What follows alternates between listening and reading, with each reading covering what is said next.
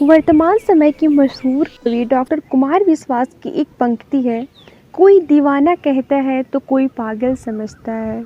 मैं सोचता हूँ आखिर क्यों? सिर्फ इसलिए कि वो कुछ पाने के लिए नॉन स्टॉप एफर्ट्स मार रहा है। उसका लक्ष्य चाहे जो भी हो, लेकिन उसकी कोशिश बेमिसाल है और इसीलिए उसे कोई दीवाना कहता है और कोई पागल समझता है। बाकी लोगों से अलग किस्म का इंसान। मनोवैज्ञानिक के अनुसार अ मैडमैन बिहेव्स एबनॉर्मली। एक मैडमैन जो होता है वो एबनॉर्मल बिहेव करता है, मतलब एक पागल व्यक्ति का व्यवहार एबनॉर्मल होता है। लेकिन एबनॉर्मल बिहेवियर कहने का मतलब आखिर है क्या? एबनॉर्मल मतलब जो नॉर्मल नहीं है। नॉर्मल बिहेवियर क्या है? The way in which the mass behaves is called abnormal behaviour.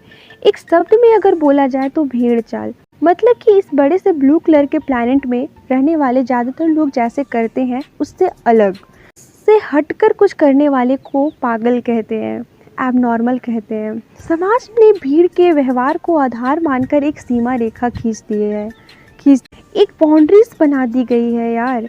उसके नीचे भी एबनॉर्मल है और उसके ऊपर भी एबनॉर्मल है।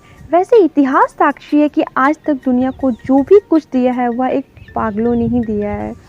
आम लोग तो मरने के लिए जीते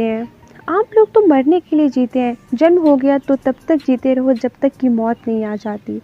नॉर्मल आदमी कभी सीमा रेखा का उल्लंघन नहीं करता, वो बाउंड्रीज को क्रॉस नहीं कर पाता है और शायद इसीलिए वो नॉर्मल ही रहता है और वो नॉर्मल है। वो कोई रिस्क नहीं लेता, एक सोसाइटी के डिफाइंड ट्रैक पर अपनी ज़िंदगी को बिता देता है। 25 तक पढ़ाई, फिर नौकरी, शादी, बच्चे, रिटायरमेंट और उसके बाद मौत का एक लंबा इंतज़ार। वो तब तक जीते हैं जब तक मर नहीं जाते। लेकिन जो पागल है वे किसी सीमा रेखा में बंधना स्वीकार नहीं करते हैं। वो रूल्स ब्रेकर्स होते हैं भाई। उनकी सोच नहीं होती है, उनका बिहेवियर नया होता है, अलग उनका अंदाज़ होता है, शायद अजीब भी होता है। उनके जीने का लक्ष्य नया होता है, इसीलिए वे एबनॉर्मल कहलाते हैं। इसीलिए उन्हें लोग पागल, लोग भीड़ का हिस्सा नहीं, अक्सर उस भीड़ की वजह बन जाते हैं। न्यूटन को अपने समय में पागल समझा गया था। आइंस्टीन को भी लोगों ने पागल ही समझा था। गैलीलियो को पागल समझकर जेल में डाल दिया गया था और सुकरात को तो पागल समझकर मौत की सज़ा दे दी गई थी। स्टीव जॉब्स को भी ज़्यादातर लोग पागल और शनकी ही समझते थे। जितने भी महान दार्शनिक, ग्रेट आर्टिस्ट, एक्टर्स, म्यूजिशियन और कवि हुए, सभी पागल समझे गए क्योंकि वे नॉर्मल नहीं थे और इसीलिए वे महान थे। कबीर दास पागल थे, तुलसीदास पागल थे, रहीम पागल थे, गालिब पागल थे, निराल और नागा अर्जुन भी पागल थे।